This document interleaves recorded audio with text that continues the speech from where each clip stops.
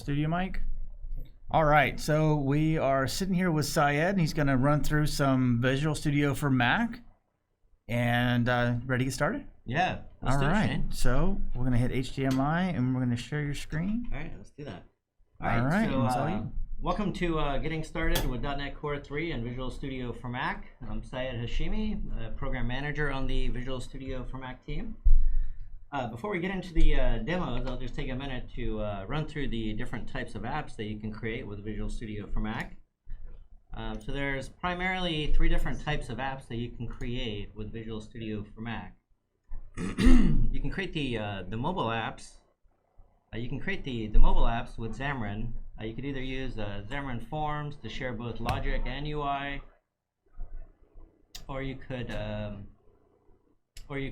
develop with sharing your logic and then implementing native UIs with Xamarin iOS and Xamarin Android. You can also develop web and cloud applications using .NET Core and ASP.NET Core, and that's going to be the meat of this talk, so we'll get into a lot of those details soon. You can also develop games and real-time 3D apps using Unity. All right, let's go ahead and get started with the .NET Core 3 related features. Okay, let me get out of this one. All right, before I show some demos with existing projects, let me show you how to create a new .NET Core 3 project. So we go to File, New Solution here, and then .NET Core. Oh.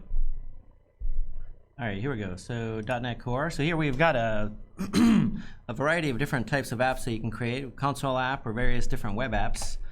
We've recently added some templates here, so you can see we've got worker and some spa type templates here. All right, let me go ahead and cancel that. I'll open up a existing solution that I have here. All right, so this solution is a .NET Core global command that I've been working on for a little while. And what I wanted to first kind of cover was support for C# 8 and .NET Core 3.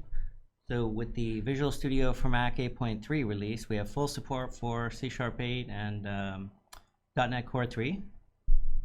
And in addition to enabling you to author your code with C# 8, the IDE also tries to find areas in your code that you can simplify or kind of clean up by using the new C# 8 syntax. From lines 18 to 21, you can see I've got some using statements here, and there's a little green underline. So let me go and see what the suggestion is here. So we've got a quick fix. All right, we can see one of the suggestions is to convert the using statement to a simple using statement. So let me try that. All right, we can see it simplified it a little bit. From here, I'll do the keyboard shortcut, which is Option Enter, and also the same for this one. All right, so there we go. We can see that it's taken my C# 7 code, kind of cleaned it up a little bit using the new C# 8 syntax. It's a lot easier to read and a lot easier to kind of digest there. So that's really helpful and really kind of very cool. Let me show you another kind of quick fix that we have. It's not specific to C# 8, but it's one of my favorites, so I'll go ahead and show that one to you as well. So here we can see I've got a call to string format, so I'll do a quick fix for this one. We can see that it's giving me the option to convert to interpolated string. Let me try that out. All right, so it's converted my string format to interpolated string here. So yeah, so this is another area where it's a lot easier to read and a lot cleaner code there. All right, so that's what we've got. Before we go on to the next demo, let me just build this application, make sure that it still works. So I'll do build all. Make sure we haven't introduced any errors into this project. All right, we can see it's building now. Give it another second to finish up.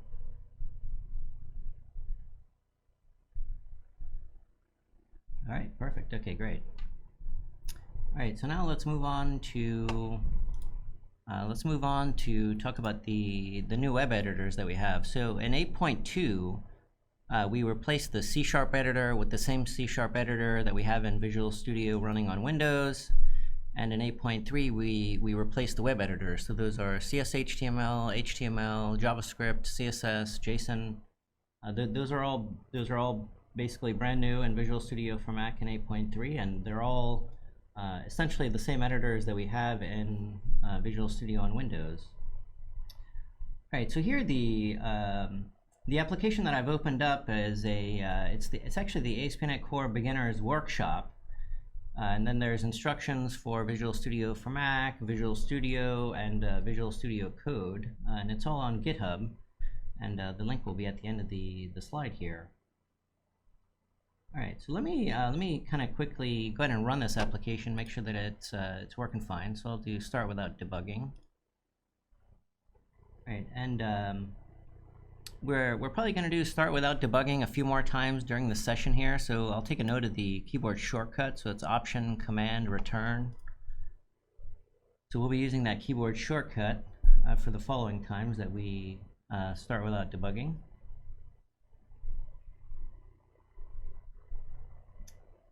All right, so here we go. So let me navigate to the movies page. Okay, so there's supposed to be some content here, but I think I might have opened up the wrong version of this app. But that's okay, because we're not going to be interacting with this application anyways. All right, so let me show you some of the enhancements that we have in the Razor editor here.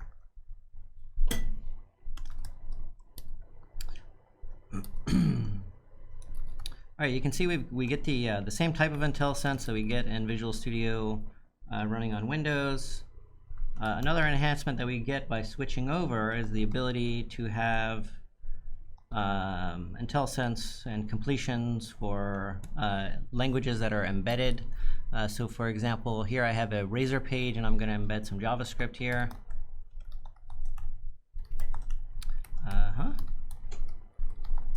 All right, so we can see we get the same type of IntelliSense that we get when editing on Visual Studio for Windows.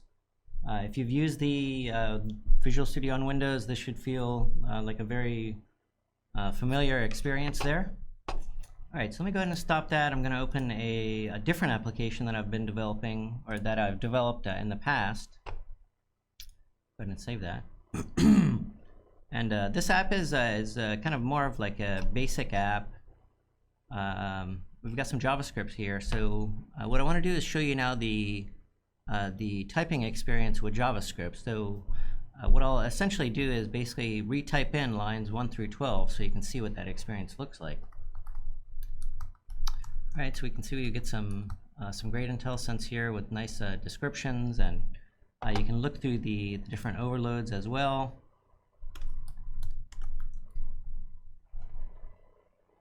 All right, so here we go. Oops. Okay.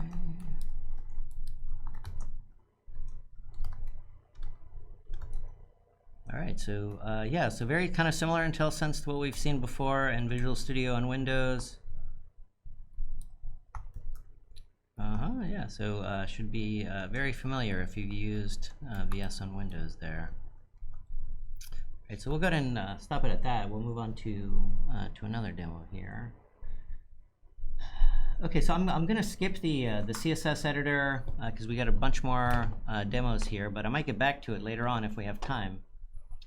All right, so let me close out of this and go into a new application here. Also close out of that. All right, so I'm going to keep this one open. I'm going to right click and say new instance. This is a relatively new feature as well. So the application I'm going to be opening up here is actually an Azure Functions application. While that's opening, let me show you how you can create a new Azure Functions project on your own. So I'll go to new here. Under Cloud General, we can pick Azure Functions, and then here's the list of Azure Functions templates. You can also see we've got a ability to update these templates before we create the project. So it's always recommended to go through and do that. All right, so let me go ahead and cancel out of that, and I'll go back to the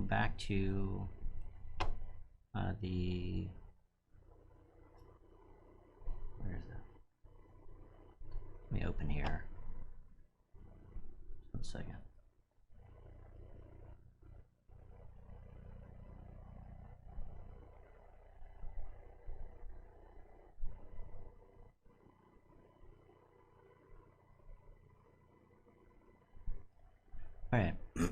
So this is a this is an example of a durable Azure function, and this actually was created by Brady Gaster. He let me borrow this code here, so let me go ahead and start running this. I'll start without debugging, and it was option command return. This application actually it consists of a web app and a few Azure functions, and then the web app has real-time updates coming through via SignalR here. So we'll see how this works. We can see the terminal has been opened up here. Let me go back to that. So this is the Azure function that's starting up from the project that's been loaded up here in Visual Studio for Mac. So we'll go ahead and let that, we'll give it a second to kind of warm up and get ready. And then here is the web application itself. And the idea is when you send a loan, these different tiles will start lighting up to indicate that something's happening. So let me go to my terminal. Okay, so here we've got the Azure function.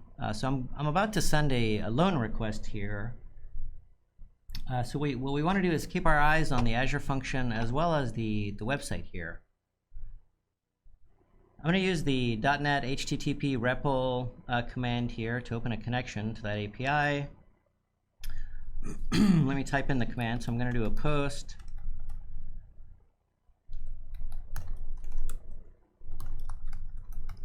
All right, so the customer name is Brady, and we're going to request a loan of $100,000.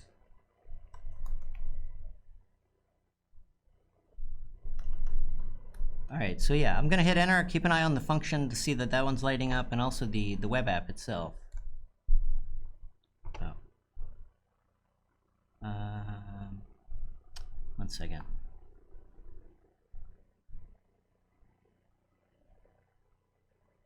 Oh, I think I've mistyped something here actually. 1 second. Let me go and I think I typed something wrong here. Let me go and grab my let me go and grab this line so I can just copy it.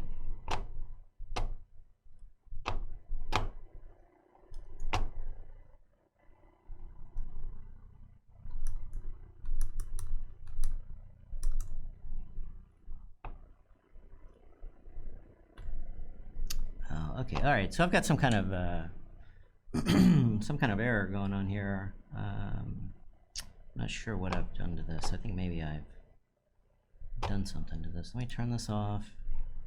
Terminate everything. Let me try it one more time. Let me make sure this one's off too. Okay. Let's try it one more time, and then if that doesn't work, we'll go back into the next demo here then. Alright, so it looks like we're good. Not sure what's happening. Okay, let me try it one more time. Let me close that connection.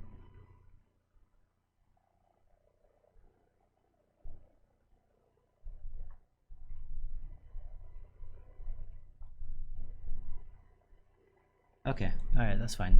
I must have introduced some sort of error here. This was definitely working last night. But anyways, when I submit that loan application, we would have seen these tiles start lighting up. Like there would have been a this would have activated, and then if the loan was approved, we would see some green check marks here. I think I just made some kind of mistake there on that one, so I apologize for that one. All right, let me go ahead and close out of this, and then we'll go back to the next demo. Close out of this instance of Visual Studio for Mac. All right, so now I'm going to open up the. This is another kind of sample application that we have. There's actually like almost it's like essentially like a book that's been written on this one. And you can follow along either in Visual Studio or Visual Studio for Mac. It's called eShop on Web, and we'll have a link to this in the last slide as well that we'll get to. In this case, you can see this is not it hasn't been updated to .NET Core 3 yet. We can see that it's still using .NET Core 2.2 in the Docker file. So this application is also leveraging Docker here as well. So we can see we've got the Docker file inside the web project, and we've got the Docker Compose web project here as well. Let me go ahead and start without debugging. While that starts, let me point out that we also have there's a full suite of unit tests that come with this application. So 3 different unit test projects. I'm gonna go ahead and open up that pad and we'll get that one ready. We're gonna be running those unit tests here pretty soon. So the eShop on Web sample application is essentially like a shopping cart type of app. You can go into the app and you can add certain things to your basket. Let's say I like this .NET Bot sweatshirt, so I'll add that to my shopping cart, and then maybe I'll add this cup of tea to my shopping cart, and then I can check out. We've got the login functionality here as well, and then it just pretends like it makes an order. So this is not a this is just a sample app, so we don't actually submit the order anywhere here. All right, so that was that one. All right, so now let me show you how we can run these unit tests here. So here we can do run all to run all the unit tests at the same time. So let me go ahead and do that. But in addition to that, if you wanted to run any set of unit tests, all you have to do is right-click on the node and then say run tests. Yes. All you have to do is click on the node and say run test, and then that will run the test that's under that particular node. So if I only wanted to run the unit test, I could always right-click on the unit test node and say run tests. Or if I wanted to run everything, I can right-click on eShop on Web and then run test there. We can see here now it's gone through the unit tests and also gone through the integration tests, and finally went through the functional tests, and everything has passed. So that's really great. Let me show you another feature that we've recently added here. So a couple of these unit test projects use the mock NuGet package. So what I want to do is I want to update that NuGet package for all the projects that use it in my solution. So I'll go to, I right-clicked on the solution and I'll say Manage NuGet Packages. I'll go to Updates.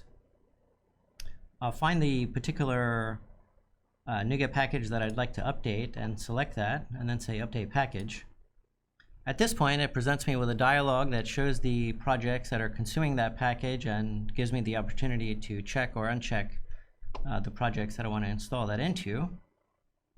I'm just going to click cancel here because I don't want to actually do that at this time.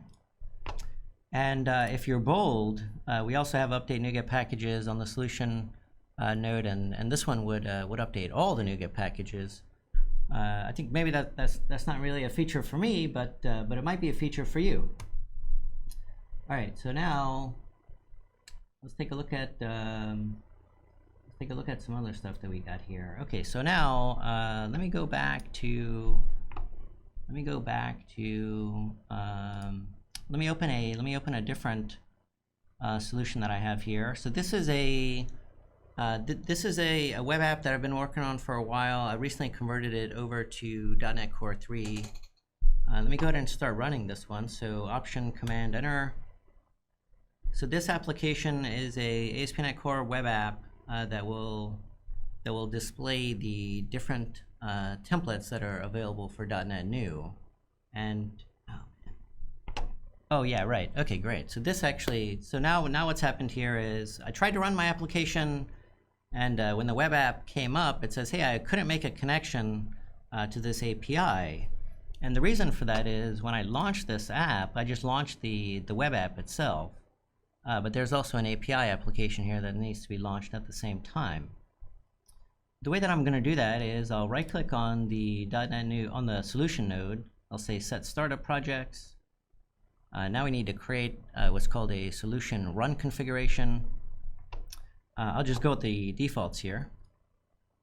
And then we pick the projects that we want to start with this particular run configuration. So I'll pick the API and the web project and click OK. All right. We can see that, and you may have noticed that it switched from templates web, which was the web project, to multiple projects. Let me go ahead and start without debugging. So Option Command Enter.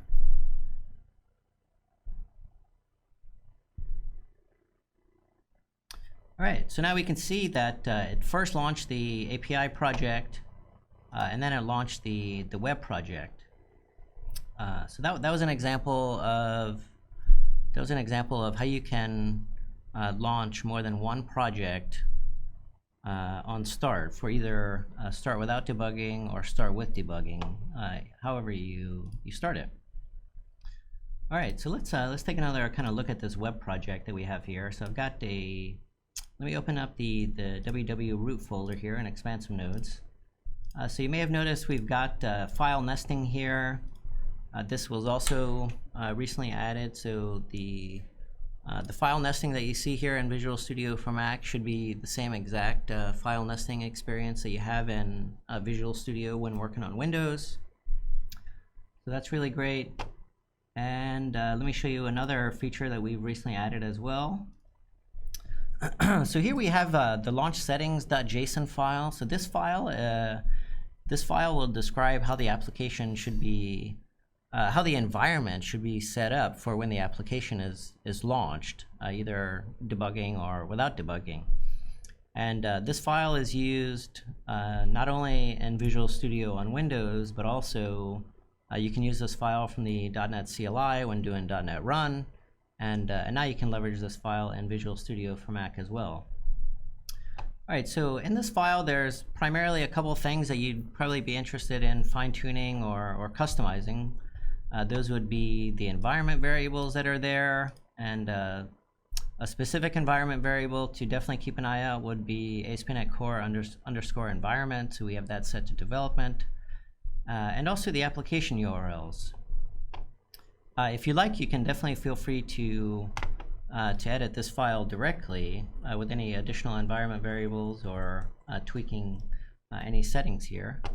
But you can also interact with that through our project options. So you can right-click on the project, go to Options, and then I'm going to go into Run Configurations, Default. Let's move this over here a little bit. All right, so we'll say demo name, .NET Conf, and let me go through and change the URL as well. All right, so we're going to keep an eye out on this launch settings.json file when I click OK here.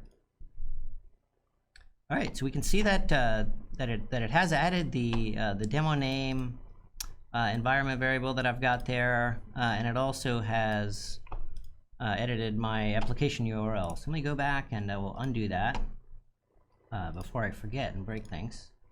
Let me go through and remove that. Set these back to what they were. All right, so we've got that.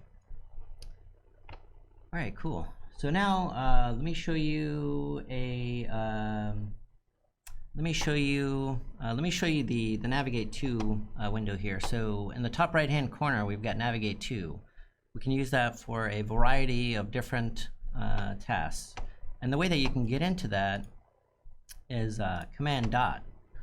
So if I do Command dot, I can do various different things here. Like I can run commands. I can search through my solution. If you want to run a command, you'll prefix it with C. You'll say start. Oh, sorry about that. Oh, I accidentally hit Command Q on that one. My bad. So yeah, so you can run various different commands there, like start without debugging. Let me go back. We'll just do Razor Pages movie here. Let that one load up. All right, so we're all loaded up. So I'll do Command dot one more time. Say C : start. Okay, all right. So I must have run into something there. I didn't actually try that ahead of time. So I ran into some sort of problem. But this is not the build that I have here is actually a few days old. It's not actually the real RTM bits there. So I'm just going to say this is probably just like the Frankenstein build that I got going on here. All right, cool. So I think that was mostly what I had. I think we have a few minutes left for questions. No? Cool. So I'm going to switch over to host. Right? Is that right? Yep. Perfect. Look, I know what I'm doing. Yeah. Right. All right. So we got a couple of questions. All good stuff. I think we're making a lot of headway in the VS for Mac stuff there. Jay Hidalgo 7 asked database projects support in VS for Mac. We had that in embedded in Windows. Obviously, we've got 20 years of Right, development on right, VS right, for Windows. right. Any ideas if we're going to do that in VS for Yeah, Mac? you know that's a really great question. So just kind of like what you mentioned. We've got like 20 or maybe even 30 years of development with Visual Studio on Windows, right? And Visual Studio for Mac obviously has a lot of ways to kind of go to kind of compete and to try to get after that breadth of support. The way that I would look at it the way that I look at it right now is we have three primary areas which I mentioned were mobile, web and cloud, and then games in 3D, right? So what we're trying to do is we're trying to make sure we have a really great experience around those three, and bring ourselves up to par with those scenarios, with Visual Studio on Windows, and then we can just kind of keep up to date as they ship additional features. Sure. After we get to that point, then we're going to start looking at kind of expanding a little bit in the breadth, right? So we'll look at things like database projects, C++ support, and then various other different, let's say Azure projects, and it's all kind of driven by customer feedback. Like obviously here in DevDiv we're very kind of customer oriented, and so once we basically get through our fundamentals and fix the stuff that we have now, we're going to take a closer look at customer feedback for what areas should we then start investing in going forward. And then so basically we fix what we have now, and then slowly start to expand out the breadth. But that's a really great question. So as you were doing the presentation, the same topic kept coming up over and over and over, and that's Blazor support. Oh yeah, Blazor support. Yeah, right. So that's something that we're actually working on right now. And for Blazor server-side applications, you can edit and debug and run Blazor applications. The limitations today are we don't have editor support. And with 8.3, the team was strictly focused on existing editors that we had in Visual Studio for Mac, and replacing those with Windows and making sure we don't have any regressions in those scenarios. And they were very busy doing that. That was a lot of work. So now that 8.3 is behind us, they're also going to start tackling the .razor files. Those are the files that we use in Blazor applications. So the goal is to have that in 8.4. But obviously, there's no promises on any particular timelines, but that's what we're working towards, and it's definitely something that we're all kind of very excited about getting into.